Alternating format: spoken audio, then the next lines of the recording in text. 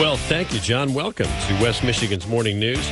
Steve Kelly, Brett Bakita, Rick Albin on assignment in Warren, waiting to hear from Secretary Clinton. Today, we'll recap that during our campaign 2016 rundown tomorrow. On the live line with us now, author of Ignite the Secret, a specialist on entrepreneurs, Charles Horton with Fox News Radio. So I guess most people assume that entrepreneurs will be some Richard Branson, some kid that flunked out of college but has an Einstein IQ and makes $1 billion. But guess what? A new study is out, and it just might be you. Charles, welcome to the program. Good morning. So apparently, according to this Gallup study, it's older Americans that are making way. Tell us more.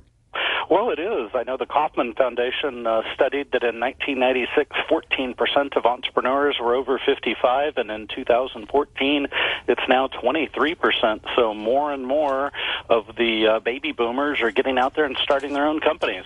I'm interested, Charles. Are a lot of these in-home based because of the boom of, obviously, e-con and what's happening with websites and things you can do, or is it legitimate old-style brick-and-mortar type of buildings?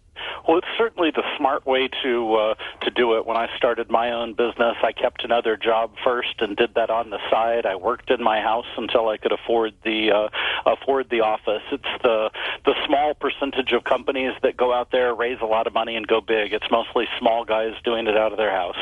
What is, speaking of that, and that then plus 55, what is it about that age group, those baby boomers, that make them successful? What do they know that some might not?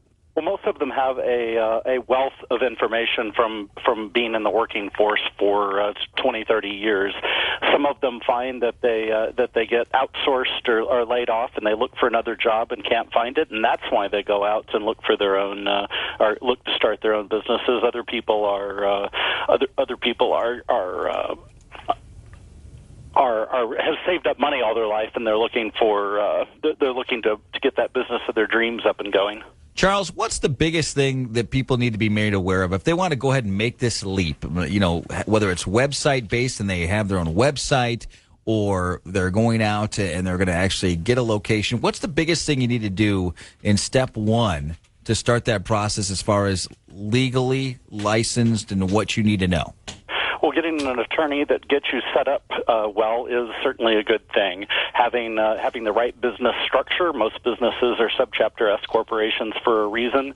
Doing that and protecting the wealth that you've created is very important. Making sure that you have enough money to survive in the business is going to be the second. And third is make sure that you have a business that's going to be profitable.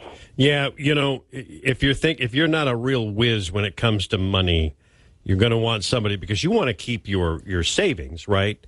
Your money separate from your business money, so that you're not, if this thing doesn't work out, you don't want to be back in the unemployment line.